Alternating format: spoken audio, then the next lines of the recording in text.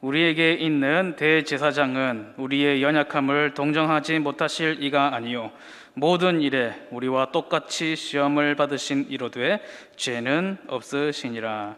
아멘.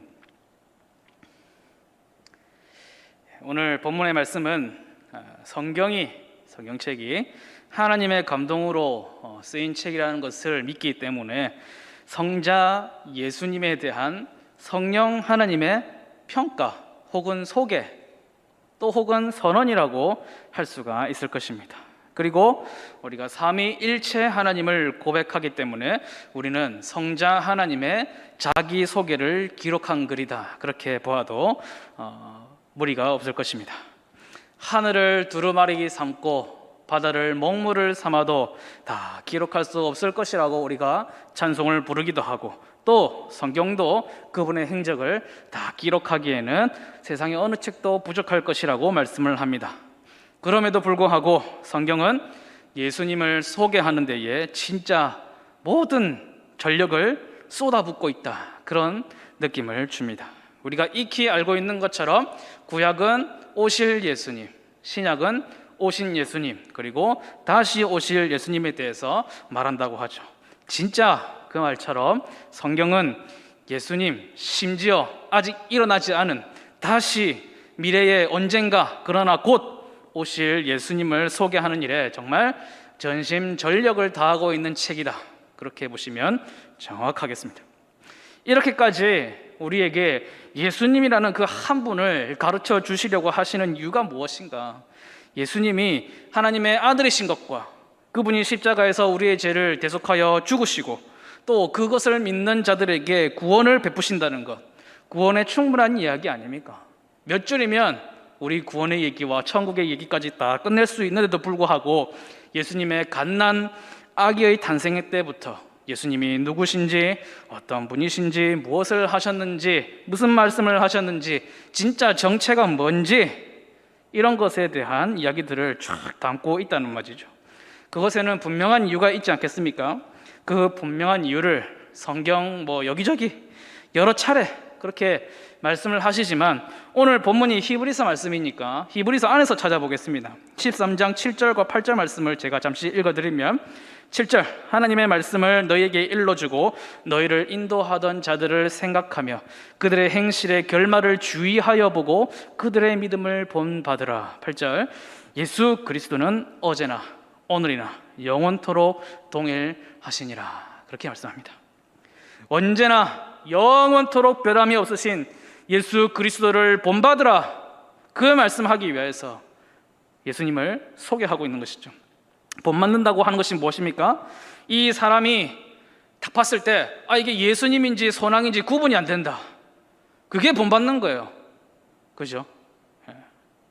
7절 말씀해 보면 예수님을 본받아 살던 많은 너희의 선배들의 시행착오도 주의해서 봐라. 잘한 것은 잘한 대로, 못한 것은 반면교사를 삼아서 온전한 예수 그리스도의 제자가 되도록 해라. 너희를 만나면 이게 지금 사람을 만난 것인지 아니면 그 돌아가셨다는, 승천하셨다는 예수님을 만난 것인지 분간이 안 되도록 그렇게 닮아가라라는 것이죠. 예수님을 소개하는 일에 예수님이 무슨 말을 하시고 어떤 행동을 하시고 무슨 정신을 가지고 활동을 하셨는가, 어떤 가치관을 가지셨는가, 그것을 알리는 데에 이렇게까지 지극정성인 이유가 한 소절, 한 구절 모두가 너희가 온전히 습득을 해야 되기 때문에 잘 설명해 주고자 하는 하나님의 마음이 담겨 있는 것이죠. 그 마음이 담겨 있는 책이 바로 우리 성경이 되겠습니다. 예전에 제가 사석에서 설교와 삶에 대해서 막 이렇게 얘기를 하고 있는데 어떤 사람이 제 말을 딱 끊고 얘기하는 것입니다. 설교한 대로 다 살 수 있으면 예수님이지. 맞는 말이죠. 설교한 대로 다 살면 예수님이죠. 그런데 이 말의 뉘앙스가 무엇입니까? 무슨 예수님도 아니고 어떻게 설교한 대로 다 그렇게 살 수 있냐, 이런 말이죠. 제가 너무 당황해가지고 그 대답도 못했어요. 제2의 예수님을 온전히 본받기를 포기한 사람이 어떻게 설교를 할 수 있지? 라는 생각이 들었거든요. 포기까지는 아니더라도 못하는 게 당연한 거다, 못할 수도 있는 게 당연한 거라고 생각하는 사람이 어떻게 말씀을 전한다 할 수 있지? 그런 생각이 들었거든요. 그런 의미에서 제가 몇 차례 성도님들과 함께 공부했던 예배 모범, 거기에 이런 내용이 나오거든요. 예배에서 목사의 위치를 굉장히 중요하게 다룹니다. 설교는 어떻게 준비되어야 되느냐? 말씀 연구가 끝이 아니라는 거예요. 이야, 내가 말씀을 연구하다 보니 말씀이 이렇게 은혜롭다, 이렇게 귀하다, 그래서 바로 설교한다. 그게 아니에요. 그 말씀을 연구한 대로, 도전을 받은 대로 살아보고 부딪혀보고 깨져보고 피도 나보고 어떤 어려움을 겪느냐, 이 말씀대로 살라고 하면 얼마나 고난을 받느냐, 얼마나 힘드냐, 혹은 어떤 승리를 누리느냐, 이 말씀이 그 가운데서도 어떻게 승리로 나의 삶을 이끌어가느냐, 그것을 경험해 본 다음에 그것을 다 포함해서 설교로 나아가야 된다, 그렇게 담고 있습니다. 책상에서 준비되는 설교가 아니라, 간접 체험이나 상상으로 만들어내는 설교가 아니라, 다 체험할 수는 없다고 할지라도 최소한 성도들이 살아가는 그 삶의 현장에서 최대한 경험하고 함께 느끼고 이해하면서 예수님께서 인간의 몸을 입고 오신 그 성육신과 같이 성경 말씀이 삶 속에 들어왔을 때 어떤 현상들이 일어나는지를 최대한 겪어본 다음에 그것이 다 담긴 것이 설교가 되어야 된다는 것이죠. 설교한 대로 다 살 수 있으면 예수님이지, 이렇게 말하는 거는 굉장한 차이가 있잖아요, 그죠? 예배에서 목사만 중요합니까? 그렇지 않죠. 예배를 드리는 모든 예배자들, 그리고 말씀을 듣는 청중들의 중요성을 굉장히 강도 있게 다룹니다. 그래서 말씀에서 그렇게 예수님을 소개하고 똑같이 닮으라고 성령께서 끊임없이 도전을 하시는데, 나 자신은 물론이거니와 우리 자녀들, 그래서 집에 돌아가서 자, 오늘 무슨 말씀을 들었느냐 묻기도 하고, 퀴즈도 내고, 적용점이 무엇이냐, 무슨 은혜를 받았냐, 그래서 어떻게 살려고 생각하느냐, 이런 것들을 부모와 자녀가 나누고, 이런 것들을 하라고 돼 있어요. 강단에서부터 교회 문화까지만 되는 것이 아니라 가정과 삶까지 쭉 들어와서 이어져가는 예수님을 본받는 삶. 예배 모험이 이렇게 좋습니다. 예수님처럼 된다, 예수님과 같이 된다. 얼마나 좋습니까? 얼마나 귀합니까? 하나님처럼 되려고 하는 많은 시도들이 있었어요. 지금도 많은 이단들이 그런 시도들을 하고 있지만 성경 첫머리에 나옵니다. 하나님과 같이 되고자 한 선악과, 그리고 성경 몇 장을 못 넘어가가지고 바벨탑, 그 다음에 쭉쭉쭉쭉 사건을 다 열거할 수가 없습니다. 멀쩡했던 하와도, 아무 문제 없었던 하와도 그렇게 넘어갔는데 죄 아래에 던져진 인생들이 어찌 자기의 길을 바르게 잘 찾아갈 수가 있겠습니까? 그래서 하나님처럼 되려는 교만이 아니라 좋은 본을 한번 보여줘야 되겠다.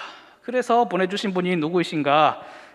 어제나 오늘이나 영원토록 동일하다 하시는 바로 예수 그리스도를 우리에게 보내어 주신 것이죠. 오늘 말씀을 통하여서 크게 세 가지, 우리가 예수님을 닮기 위해서 알아야 할 것이 무엇인가, 무엇을 가르쳐 주시는가, 그것을 보길 원하는데, 첫 번째, 시험은 누구나 받습니다. 심지어 누구도 시험을 받으셨죠? 예수님도 시험을 받으셨어요. 이런 얘기를 생각하고 들을 때마다 제가 중고등부 시절에 저를 담당하셨던 전도사님, 그분이 하셨던 말씀이 생각이 나요. 마귀가 늘 돌아다니면서 그냥 쓱 던지고 간다는 거예요. 머리 위로 쓱 지나다니면서 톡톡 떨어뜨리고 톡톡 던지고 간다는 것입니다. 지나가다 보니까 야는 돈에 약한 것 같은데, 그러면 주머니에서 찾아가지고 돈의 유혹을 딱 떨어뜨리고 하고, 잘 보이는 데다가 주스라고. 음란에 약할 것 같은 사람은 음란한 생각을 살짝 던져놓고 가고, 자존심에 약할 것 같은 사람은 발 앞에다가 명예욕을 탁 떨어뜨려 놓고 간다는 거예요. 그냥 슬쩍슬쩍 자주 던지고 다닌다는 것입니다. 그것은 마귀의 일이에요. 그의 일에 아주 충성된 사자입니다. 아주 성실하게 거지 없어요. 문제는 그 시험을 받은 사람이죠. 시험과 유혹, 악한 생각들이 안 들어올 수는 없습니다. 근데 그것을 속히 받아치고 집어 던질 수 있는 사람, 악을 미워하고 선에 속하면 문제가 없는데, 이걸 꼭 가지고 곱씹고 고민하고 생각하는 사람들이 있어요. 뭐가 될 때까지? 죄가 될 때까지 되새기고 생각하고 해볼까 말까, 저랄까 이랄까, 물론 별 생각 없이 바로바로 행동에 옮기시는 분들도 있죠. 예수님이 시험을 많이 받으셨어요. 올림픽으로 치면 결승전 치르셨어요. 마귀가 직접 찾아왔습니다. 시험이라고 하면 막 피에 칼을 들고 골리앗 같은 덩치들이 와가지고는 윽박을 지르고, 나의 육신과 마음과 영혼을 막 힘들게 하고 그런 시험이 있을 수도 있지만 대부분 무엇입니까? 40일 동안 밥을 구경 못한 사람에게 맛있는 음식처럼 찾아오는 게 시험이에요. 쉽게 할 수 있는 일들 가지고 시험이 찾아옵니다. 돌멩이를 떡으로 만들어라. 절 한번 해라. 뛰어내려봐라.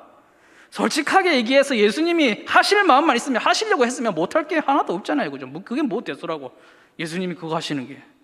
천하만국과 그 영광을 보여주면서 엎드려서 경배만 하면 이 모든 것을 주겠다. 보통 사람 같았으면 절만 했겠어요? 마귀를 아주 모시고 살았죠. 모시고 사는 사람들 지금 많잖아요. 이런 마귀의 시험에 대해서 예수님은 말씀으로 다 맞서 서셨습니다. 저는 이 예수님의 모습에서 이런 느낌을 받았어요. 유혹과 시험이 예수님을 향해서 딱딱 날아오는데 그냥 막 튕겨져 나가는 느낌. 뭔가 돌고 상처를 내고 떨어지고 툭툭 떨어지고 이런 게 아니고 그냥 온대로 그냥 다시 튕겨 나가자는 그런 느낌을 받았습니다. 무슨 방탄유리에다가 총을 쏘면 그 총알이 막 튕겨 나가듯이 그런 느낌을 받았어요. 혹시 이 시험 받으시는 예수님의 모습을 보면서 그런 느낌 드신 분 계실지 모르겠습니다. 시험은 누구에게나 찾아와요. 시험을 주면 주는 대로 다 받는 사람이 있는 반면에 믿음과 인내로 끊어내시는 사람들이 있습니다. 귀한 분들이죠. 그런 수준에 있는 분들은 아주 존경을 받아 마땅한 분들입니다. 그런데 성경이 말씀하시는 예수님의 모습, 그만하면 충분한 것 같은데 마귀에게 시험을 받으시는 이야기를 2번씩 기록하고요. 유대인들이 예수님을 시험하는 모습, 심지어 제자들도 예수님의 인내심을 시험하는 그런 많은 모습들을 여러 차례 기록하면서 예수님이 이런 분이야.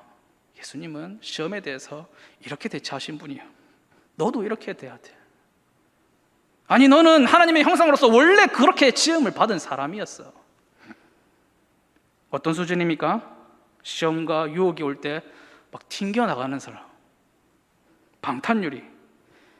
요즘 방탄소년단 BTS 해가지고 굉장히 전 세계가 떠들썩하게 만드는 가수가 있는데 우리는 방탄수정단이 돼야 돼요. 방탄수정단. 첫 번째는 누구에게나 시험이 옵니다. 심지어 예수님도 받았다. 그 다음 2번째, 시험이 오는데 2번째가 뭐냐? 죄가 없어야 됩니다.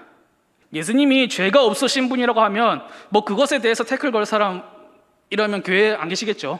그래서 우리는 다 그것을 아멘하고 받습니다. 역시 우리 예수님, 대단하신 예수님, 최고이신 예수, 엄지척 다 세웁니다. 그러나 계속 말씀드리고 있는 바와 같이 우리 보고 예수님 보고 감탄하고 존경하라고 죄가 없지 않으셨어요. 예수님께서 죄가 없으신 것을 누차 강조하면서 예수님이 그런 분이라는 것을 가르쳐 주려고 하는 진짜 이유는 우리가 죄가 없어야 되기 때문에 예수님이 죄가 없다는 걸 계속 얘기하는 거예요. 예수님께서 죄가 없으셔야 했던 이유가 뭐냐? 없을 수 있었던 비결이 뭐냐? 죄가 없으셔서 뭐가 좋았는지 나빴는지 그걸 따지기 전에 일단 결론이 이거예요. 예수님은 죄가 없으셨어요. 그리고 내가 거룩하니 너희도 거룩하라. 하나님 말씀하셨죠. 보통 사람들이 죄 다 짓고 나서 다른 사람들한테 상처 다 주고 나서 이런 말 많이 하잖아요. 나도 사람이다. 나도 사람이다. 나도 인간이다. 그런 말 자주 하는 분들께는 죄송하고 송구한 말씀이지만은 하나님께서 처음 사람을 창조하실 때 그런 사람 만든 적 없어요. 제가 바꿔 말씀드리면 예수님도 사람이에요. 사람 몸 입고 오셨잖아요. 뭐 한다고 하늘 영광 다 버리고 사람의 몸을 입고 오셔가지고 남들 다 받는 시험까지 다 받아가시면서 죄 없이 타협 없이 살 수 없지 않을까 싶은 이런 세상 속에서 무슨 영광을 보겠다고 죄 없이 사셨는가. 나중에 3번째에서 정말 중요한 이유가 나오겠지만 그 중에 또 중요한 이유가 하나가 무엇이냐? 너희도 죄가 없어야 된다는 걸 가르쳐 주시려고 하시는 것이죠. 누구를 본받는 자들아? 예수를 본받는 자들아, 내가 죄가 없었단다. 유혹과 시험이 날마다 나를 침범하려 했고 쏘려고 했고 넘어뜨리려고 했지만 나는 죄가 없었단다. 아유, 목사님 가능한 얘기를 하세요. 가능한 얘기를. 성경 전체를 안 읽어보시네. 우리의 연약함을 동정하신다 그렇게 써있는 거 안 보이세요? 이렇게 할 수 있죠. 그런 말씀이 있습니다. 자, 여기서 동정한다는 말은 헬라어로 심파테오라는 단어를 사용했는데 이 말의 뜻은 함께 고생하다, 같은 것을 겪는다, 그런 뜻입니다. 쉽게 말해서 유혹과 시험이 많은 세상 가운데서 그것을 이기고 그것을 끊고 물리치고 사는 삶이 얼마나 고되고 어려운지를 동정하신다는 말이에요. 무슨 말이냐? 시험에 넘어지고 유혹에 넘어가고 누가 더 많이 넘어갔느냐, 누가 더 많이 무너졌느냐, 그것 가지고 죄인끼리 막 싸우고 누가 더 나쁘냐를 싸우고 있는 그 점을 동정하지 않으신다는 거예요. 그런 말씀이 아니에요. 우리의 연약함을 동정하신다 할 때 우리 연약함은 죄가 찌르면 넘어지는 그런 연약함이 아니라 그것을 튕겨내고 꺾으면서 살면서 겪는 수많은 모욕과 고난과 핍박과 피해로부터 우리가 견딜 수가 없어가지고 하나님 앞에 나와서 펑펑 울고 통곡하면서 기도하는 자들의 그런 연약함, 그 연약함을 얘기하는 것이죠. 그 연약함을 예수님께서 동정하신다. 무슨 말입니까? 그 연약함 가운데 예수님께서 함께 겪으시고 함께 동행하신다는 것입니다. 그런 삶을 살아보셨고 아시기 때문에 동정하지 못하실 분이 아니라는 것이죠. 사단의 유혹에 넘어가고 시험에 굴복하는 그런 삶은 살아보지 않으셨어요. 그래서 동정할 필요가 없습니다. 알지 않으세요. 동정하지 않으십니다. 그래서 그 부분은 따로 말씀하세요. 누가복음 13장 3절과 5절 말씀이 똑같은 말씀입니다. 3절과 또 5절. 너희에게 이르노니 아니라 너희도 만일 회개하지 아니하면 다 이와 같이 망하리라. 예. 거기에는 동정하시는 게 아니고요, 함께 하시는 게 아니고 회개해라. 동정하심이 아니라 어떻게 하신다고요? 불쌍히 여기신다는 거예요. 불쌍히 여기신다. 우리는 기도하면서 우리를 불쌍히 여겨주시기를, 긍휼히 여겨주시기를 많이 간구합니다. 바이러스 사태에 대해서도 그렇고 삶에서 겪는 많은 문제들에 대해서 그렇게 간구하죠. 우리를 불쌍히 여겨주시고 긍휼을 베풀어 주시옵소서. 그런데 죄 때문에 불쌍히 여김을 받는 것은 결코 좋은 일이 아닙니다. 베드로전서 4장 15절과 16절 말씀해 보면 너희 중에 누구든지 살인이나 도둑질이나 악행이나 남의 일을 간섭하는 자로 고난을 받지 말려니와 만일 그리스도인으로 고난을 받으면 부끄러워하지 말고 도리어 그 이름으로 하나님께 영광을 돌리라. 15절 말씀은 그야말로 불쌍한 인생, 회개밖에는 답이 없는 인생. 그리고 그 뒤에 16절 말씀, 그리스도인으로서 고난을 받으면 부끄러워하지 말고 오히려 영광을 돌려라. 무슨 인생입니까? 예수님께서 이해해 주시고 예수님께서 동정해 주시고 사랑해 주시는 인생이라는 것이죠. 사랑하는 성도 여러분, 지난 수요일에 소돔과 고모라성 말씀을 드리면서 권면드렸던 말씀인데 다시 한번 말씀을 드립니다. 죄 없으시기를 바랍니다. 나는 천벌을 받을 죄인이 아니라 깨끗하니 조금 죄인. 아니요, 죄 없으시기를 바랍니다. 야고보서 2장 10절 11절 말씀, 누구든지 온 율법을 지키다가 그 하나를 범하면 모두 범한 자가 되나니 가늠하지 말라 하시니가 또한 살인하지 말라 하셨은즉 내가 비록 가늠하지 아니하였어도 살인을 하면 율법을 범한 자가 되느니라. 조금 죄인 없어요. 예수님 앞에서, 하나님 앞에서 죄인은 그냥 죄인이고 의인은 그냥 의인입니다. 우리가 죄인이 되지 말아야 할, 하나님 앞에서 부끄러움 없는 신부가 되어야 할 수많은 이유들이 있지만 오늘 말씀에 의지하여서 딱 한 가지만 도전을 합니다. 예수님과 같이 되기 위해서, 예수님을 본받기 위해서 죄가 없으시기를 바랍니다. 마지막 세 번째는 대제사장이 되어야 됩니다. 히브리서 3장 1절 말씀, 히브리서 너무 좋은 것 같아요. 3장 1절 말씀, 그러므로 함께 하늘의 부르심을 받은 거룩한 형제들아, 우리가 믿는 도리의 사도시며 대제사장이신 예수를 깊이 생각하라. 우리가 믿는 도리의 사도이실 뿐만 아니라 대제사장이신 예수를 어떻게 하자고요? 생각하자. 생각해서 뭐 하겠습니까? 닮아가라. 닮기만 하겠느냐? 똑같아져라. 아시다시피 대제사장이 1년에 한 번 대속죄일에 지성소로 들어가는 그런 날이 있지 않았습니까? 그 전에 대제사장의 마음을 심정을 한번 생각해 보세요.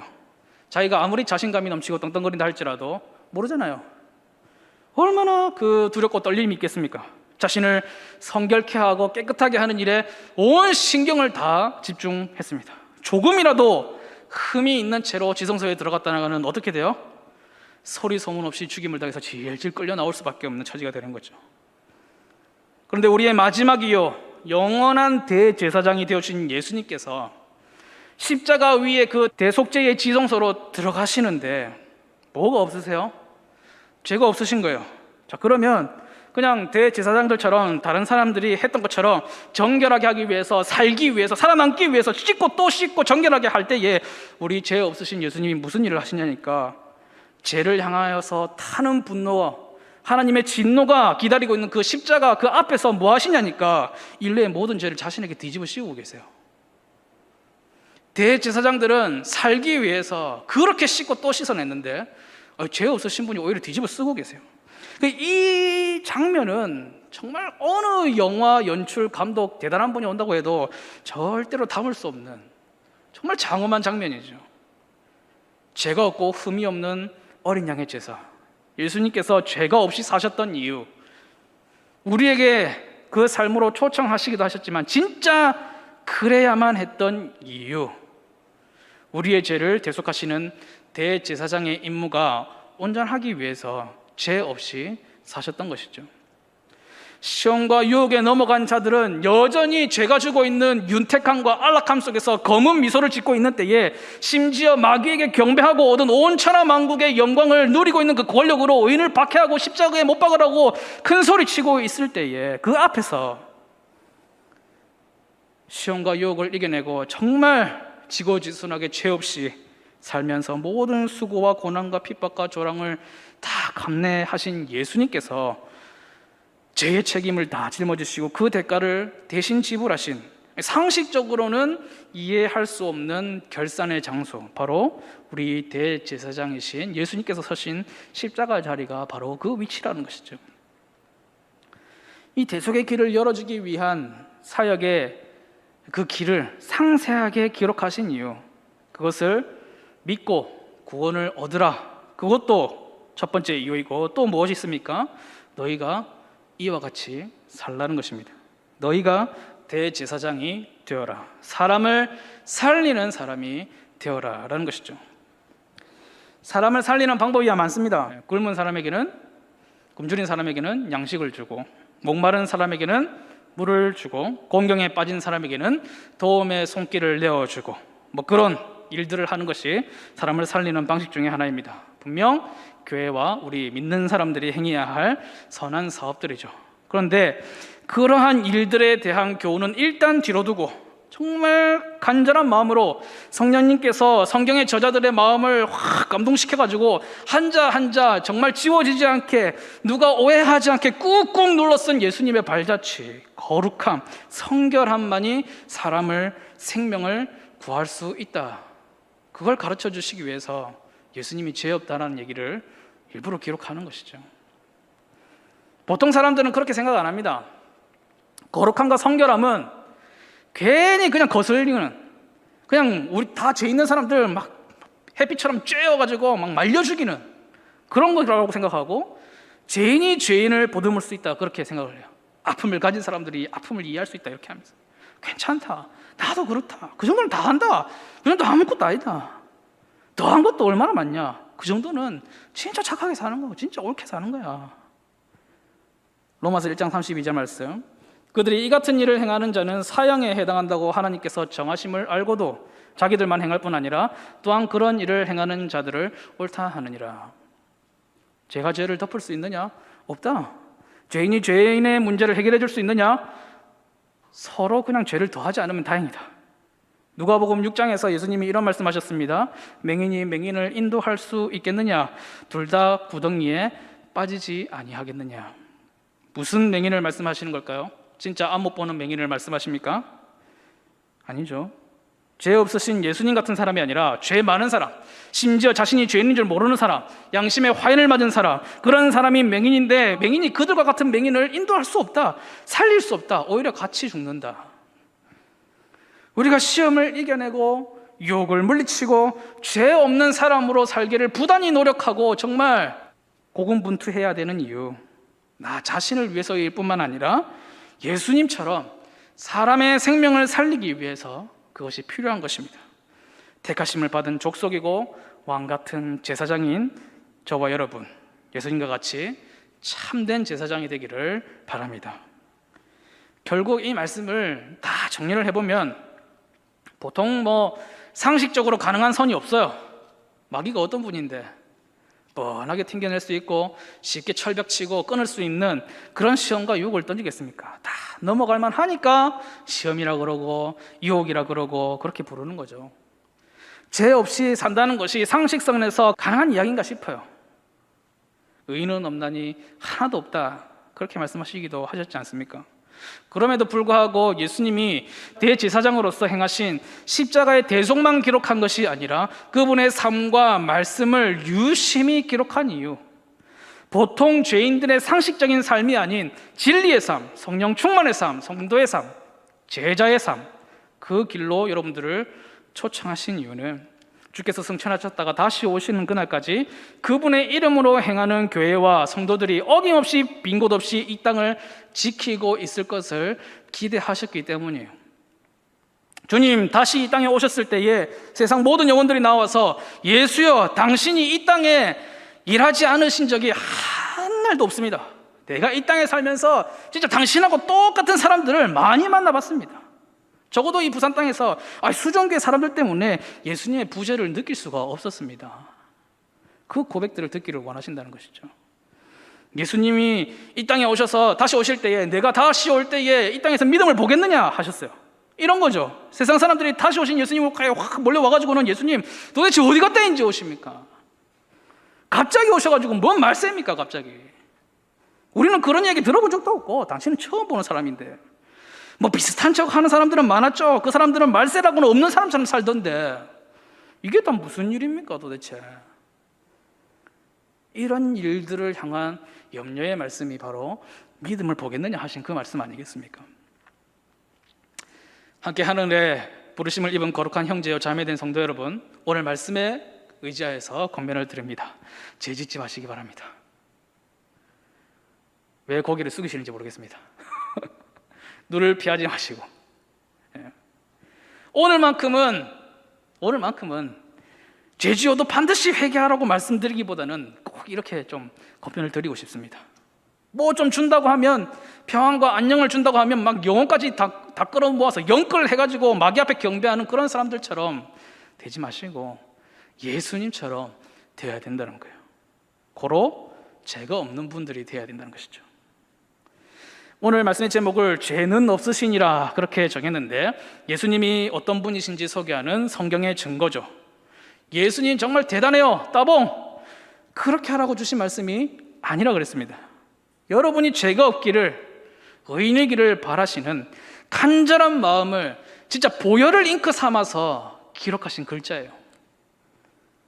피나는 노력이 필요할 것입니다. 예수님 말씀처럼 가족이 적이 될 수도 있고요, 욥처럼 모든 것을 잃을 수도 있습니다.